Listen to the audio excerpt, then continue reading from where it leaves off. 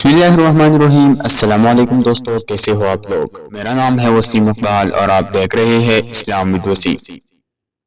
شیراز کے ایک بزرگ حضرت پاش فرماتے ہیں، میرے ہاں ایک بچہ پیدا ہوا اور میرے پاس خرچ کرنے کے لیے کچھ بھی نہ تھا، اور وہ موسم انتہائی سردی کا تھا۔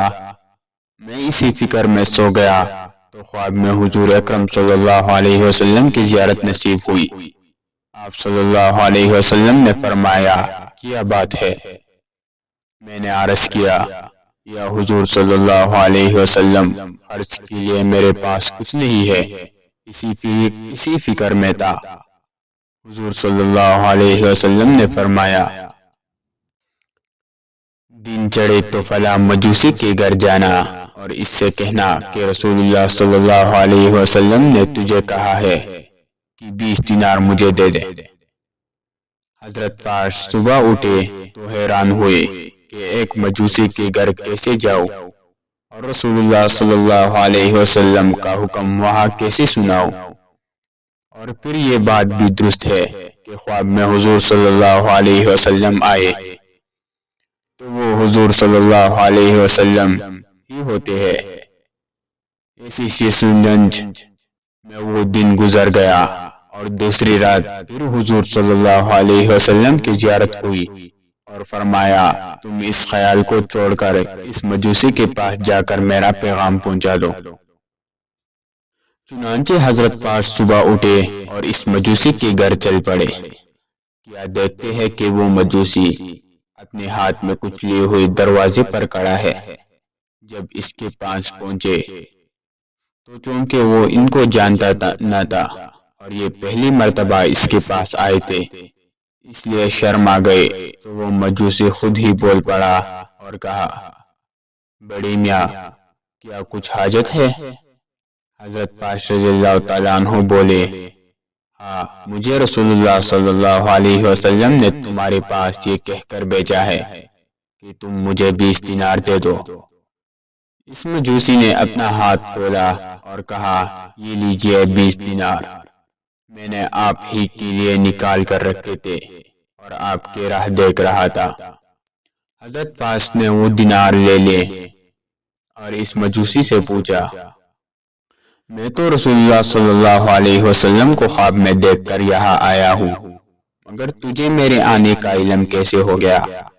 تو وہ بولا، میں نے رات کو اس شکل صورت کے ایک نورانی بزرگ کو خواب میں دیکھا ہے، جس نے مجھ سے فرمایا کہ ایک شخص صاحب حاجت ہے، وہ کل تمہارے پاس پہنچے گا، اسے 20 دینار دے دینا۔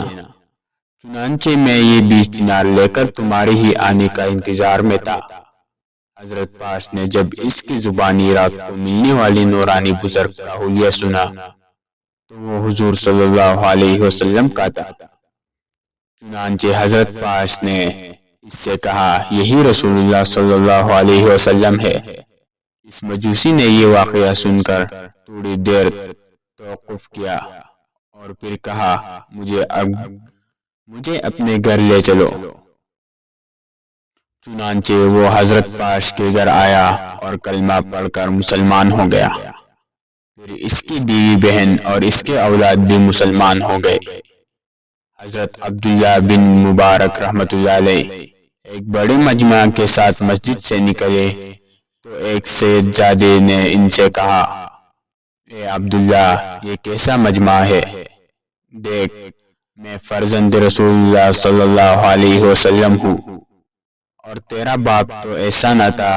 حضرت عبداللہ بن مبارک رحمۃ اللہ علیہ نے جواب دیا، میں وہ کام کرتا ہوں جو تمہارے نانا جان نے کیا تھا اور تم نہیں کرتے، اور یہ بھی کہا کہ بے شک تم سید ہو اور تمہارے والد رسول اللہ صلی اللہ علیہ وسلم اور میرا والد ایسا نہ تھا، مگر تمہارے والد سے علم کی میراث باقی رہی۔ میں نے تمہارے والد کی میراث لی اور عزیز و بزرگ ہو گیا، تم نے میرے والد کی میراث لی، تم عزت نہ پا سکے۔